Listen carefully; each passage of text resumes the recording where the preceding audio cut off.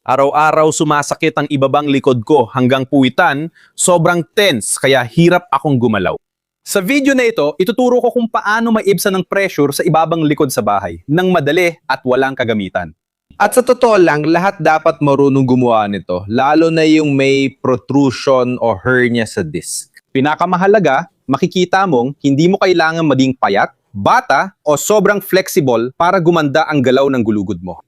Siyempre, para talagang maibsan ang pressure sa gulugod sa parang umaabot hanggang sa mga disc, kailangan muna nating alisin ang dumidiin sa gulugod. Hindi bigat kundi, tensyon ng ilang kalamnan ang dumidiin sa gulugod.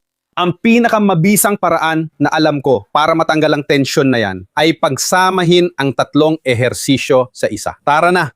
Magsimula ka sa unan, ilalagay mo ang unan, hihiga ka na may unan, mga bandang dito sa bahaging ito. Sa ibaba ng pusod at sa pagitan ng pusod at ng pribadong bahagi, sa tiyan. Sige, gagamitin ko itong unan. Pwede ka rin gumamit ng unan, bedsheet na ginulong, o tuwalyang ginulong kung anong mas komportable o mas gumagana para sa'yo. Humiga ka na, ang bahaging ito ay nasa pinakamataas ng unan, mapapansin mong hindi buong tiyan ang nakapatong. Humiga ka, mag-relax ka hanggat kaya mo. Kita mo ba ako? Oo. Mag-relax ka hanggat kaya mo. Ganyan lang, mararamdaman mong nahihila ang gulugod mo, hindi mo na kailangang pilitin. Dito ka mananatili ng 30 segundo. Gusto mo bang gawing mas advanced ito? Simple lang, huminga ka ng mas mahaba. Tingnan mo ang napapansin ko, obserbahan mo ang gulugod ko, at tingnan mo kung ano ang nangyayari kapag huminga ako ng mas mahaba.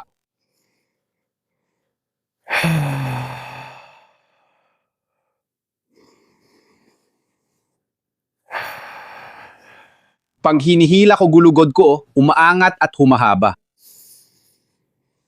Paglabas ng hangin, bumababa at nagre-relax ang gulugod ko. 30 segundo ang susunod na hakbang ay tanggalin ang unan. Huwag ko lang sanang matumba ang lahat dito Alisin ang unan at humiga ng nakadapa sa pinakakomportableng posisyon. Maaring nakataas o nakababa ang braso o nakatagilid ang muka. Kung paano ka mas komportable. Dito, iniinat natin ang mga kalamnan na nadudulot ng compression at nagpapahirap gumalaw sa gulugod. Gusto mo bang dalhin ito sa susunod na antas? Simple lang, ibaluktot ang mga tuhod at pabayaan bumagsak ang mga paa palabas. Huwag pilitin. Hayaan ang bigat ng binti ang humila. Makakaramdam ka ng banayad na pag-unat dito sa bahagi ng piriformis at puwitan. Gawin din ito ng 30 segundo. Pwede kang manatili hanggang 1 minuto kung talagang maganda ang pakiramdam. Kung sa tingin mo, kailangan mo pang ipagpatuloy. Ikatlong hakbang ng ehersisyong ito, ng pag-unat na ito, para maalis ang tensyon, ay ang pagsandal gamit ang mga siko. Gawin din ito ng 30 segundo. Nakakatulong din ang paghinga. Pero kung gusto mo talagang tapusin ang mas malalim na pag-unat na ito, ilagay ang mga kamay kapantay ng mga balikat, pwede sa ilalim o mas bukas. I-relax ang gulugod at gamitin ang braso para yunat. Yunat mo hanggang sa komportable ka pa, tapos bumalik. Gagawin mo ito ng 10 beses. Kapag natapos mo ang mga ehersisyong ito, parang mararamdaman mong mas relax, magaan at maluwag ang likod. Kaya nababawasan ang sakit.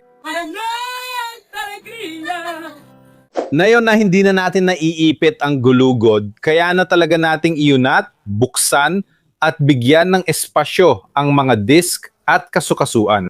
Maglagay ka ng 1 o 2 unan sa dulo sa gilid ng kama. Kung mataas ang sofa at walang armrest sa gilid, pwede mo rin itong gawin sa sofa. Alam ko na may magtatanong dito sa mga komento. Hihiga ka gamit ang mga unan eksakto sa pagitan ng pusod at ng pribadong bahagi. Ayos ba?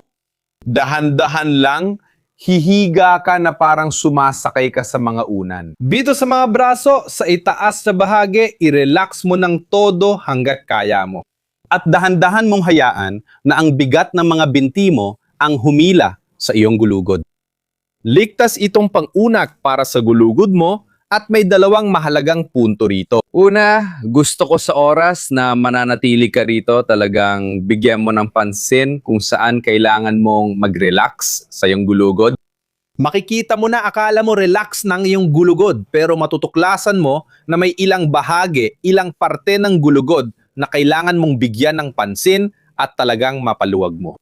At ang nakakatuwa, yung lugar, yung bahagi, yung antas ng gulugod na pinakakailangang ma-relax ay kadalasan isa sa mga huli o minsan nga yung pinakahuli mong marirelax.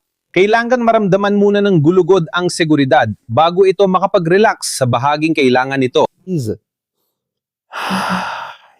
Panggalawang punto kapag babangon na. Ang iyong ibabang bahagi ng gulugod, nabawasan ang kurba nito o minsan ay baliktad pa ang kurba at masyadong nakaunat. Nasa isang napaka-vulnerableeng kalagayan ito. Tandaan mo, kailangan muna niyang maramdamang ligtas siya bago kanya hayaang makarating doon. Oo, sa pagbangon hindi ka basta-basta babangon. Kaya dahan-dahan mong ilipat ang bigat sa mga paa mo. Suportahan ang bigat gamit ang mga braso mo at dahan-dahan kang bumangon hanggang sa tuluyan kang makatayo. Kapag naramdaman mong bumalik na sa normal na kurba ang iyong ibabang likod, mararamdaman mong mas elegante ka, parang tumangkad ka pa, at may kakaibang ginhawa sa iyong gulugod. At para tapusin ng maganda, kailangan natin panatilihing hindi naiipit ang ating gulugod. Magagawa mo lang ito sa pagpapagana at pagpapalakas ng mga kalamnan na sumusuporta sa gulugod, lalo na ang mga kalamnang pampatatag. Napakadali lang, tingnan mo. Una, hayaan mong itaas ko ang aking damit. Sa tingin ko mas makikita mo ito kapag itim ang suot ko. Una, ire-relax mo ang katawan mo, ire-relax mo ang tiyan mo. Huminga palabas, tapos hila ng tiyan paloob. Tara, ganito. Hilahin mo ang tiyan mo na parang ididikit mo ang pusod mo sa likod mo. Lumapit ka pa para makita mo, ibababa ko lang ng kaunti dito, mas makikita mo ng mas maayos ang galaw. Sige, ayan, relax lang, minapalabas. Hilayin ang pusod papunta sa likod at panatilihin sa posisyong iyon. Huminga ka ng relax, huwag hayaang bumalik ang pusod. Mararamdaman mong naya-activate ang mga kalamnan, ang natural na suporta sa baywang. Kapag nagawa mong panatiling aktibo ang kalamnan na yan, ang pusod ay nakapasok habang humihinga ka. Gagawin mo na ang susunod na bahagi ng ehersisyo na simpleng iunat ang iyong gulugod. Itaas ang tuktok ng ulo patungo sa kisame. Mararamdaman mong gumigising ang mga kalamnan sa likod ng gulugod. Yan ang gusto natin.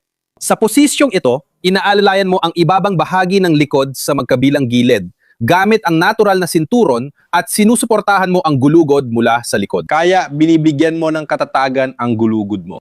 Manatili ka sa posisyong ito hanggang mapagod ng 3 beses. Kapag nararamdaman mong malaki ng effort, mag-relax ka lang at maglakad-lakad ng kaunti. Pagkatapos mo makapagpahinga, bumalik ka at ulitin ang cycle na ito ng 3 beses hanggang mapagod. Tip! Pwede mong gawin ang ehersisyong ito kahit nakatayo, nakaupo, o nakahiga. At kung i-activate mo ang mga kalamnan na ito ng ilang beses sa isang araw, mapapalakas mo ang mga kalamnan na sumusuporta sa iyong gulugod, maiwasan mong manghina ang mga ito, at mababawasan ang tensyon na nagpapadiin sa gulugod. Kahit sa mahirap na araw, ramdam mo pa rin ang ginhawa sa pagtatapos ng araw. Susunod, matututo kang kilalanin kung kailan maninigas ang iyong gulugod. Ipinapakita ko dito ang 3 senyales mula sa gulugod bago ang isang pagsumpong ng sakit. I-click mo lang dito sa screen. Para sa iyo na nanood hanggang dulo, may iniwang regalo ako. Ito ay video ng sunod-sunod na ehersisyo, walang putol. Ako ang nagmamarka ng oras ng bawat ehersisyo para mag-play ka lang at sabayan ang routine ko. Tandaan, kung natulungan kita ngayon, kung may natutunan kang bago, pasalamatan mo ako sa pamamagitan ng pag-share ng video na ito sa isang taong nangangailangan. Yon lang ang hinihiling ko. Hanggang dito na muna ako, isang malaking yakap at hanggang sa susunod.